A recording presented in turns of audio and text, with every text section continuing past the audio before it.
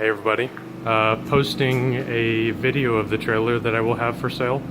I'll also put all the technical specs and all that type of stuff on here as well, but this is basically a video to show you the trailer itself. First and foremost, as should be pretty obvious, it is stored in a covered parking area. It's been like that other than maybe the first 2 months that I had it.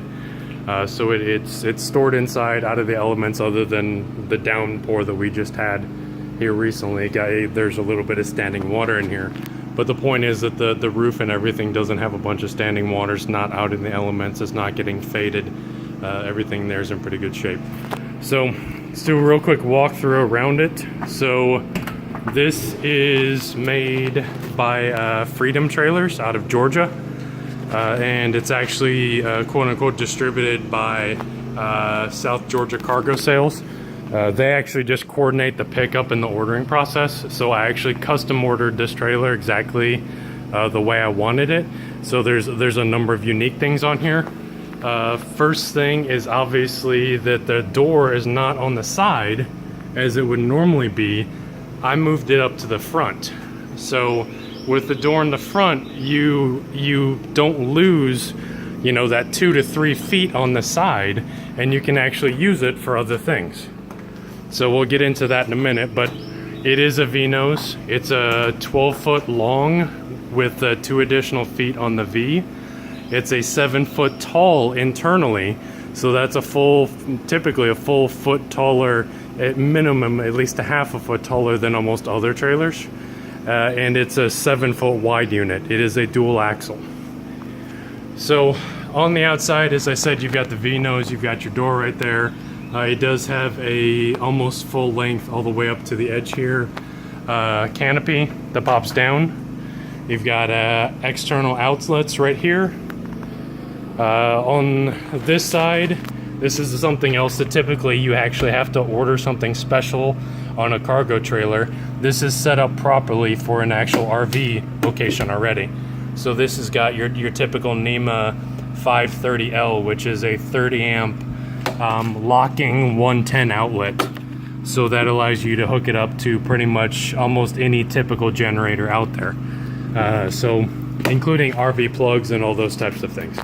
So that's a little nice. You don't have a bunch of power cables running out from the side of your trailer, plugging into multiple outlets, popping breakers, doing all kinds of that craziness. It's set up to run 30 amps by default. There is also an adapter for it that will actually take it to a normal standard 15 amp or 20 amp plug that actually works okay. I can't really show it to you, but this has got the Coleman 13.5 AC unit on it, and it's actually the low power soft start model. So this runs basically safely on a 15 amp normal household circuit. So you can actually bring this to your house, plug it in, run the AC and a few other things on just your normal circuits if you would like. Or if you're at a track that has power support and you want to run the AC or something like that. The only damage on this unit, and you'll see a little bit right here, is one of the stock tires blew, and I have replaced all 4 plus the spare with actual radial tires. So it does not have junky trailer tires or anything like that on it. It's got normal radial tires on it that you would have on a good trailer. Going to the other side, nothing really to see over here other than the awning. Back door. So let me look at this. I'll actually turn on the lights. So a lot of this has been done in a custom fashion. So the whole back section is all custom. Door with a hinge, LED lighting right here, which is perfect. This is actually where I normally put my pit table, nitro table, something like this on the outside. So you've got some good light on the outside, cleaning tires late at night, whatever you need to do. While we're at it, we'll talk about the rest of the electrical. So this doesn't have, some sort of rigged up setup in it for electrical like a lot of the cargo trailers. This actually has a full-blown breaker box. So you've got a main breaker for the incoming feed, and then you have separate breakers for all the units, including your AC, the outlets that are in here, and everywhere else. So most of the electrical was in already. I swapped out the overhead lights, of which there's 2 of them right there. I swapped those out with LED lights. Right over the pit table, there's also another LED light. All of these are controlled individually. So I've got those off. Turn this off. So you can adjust the lighting however you would like, depending on how much you do or do not need.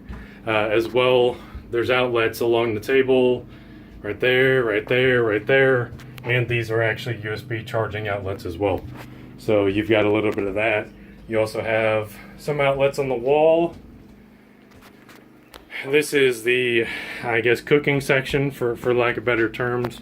Got a shelf for various stuff.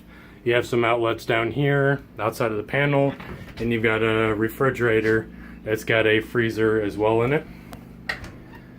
Over here, currently out because it was being used by SMB's big race here recently. There's a mounting mechanism for TV in here. I will put that in here. TV is negotiable. I don't know if I'm going to keep the subwoofer and the soundbar. That is also negotiable. We can discuss that. But this is a really good spot for a swing arm TV, and you can actually swing the arm out here and see it while you're in your pit area or something like this. So that's electrical. Let me take a step back here again. So I think a number of people have seen pictures of this, but this is really the inside of the trailer. Just kind of pan a little slowly here, and then I'll go over the details of what exactly we're looking at.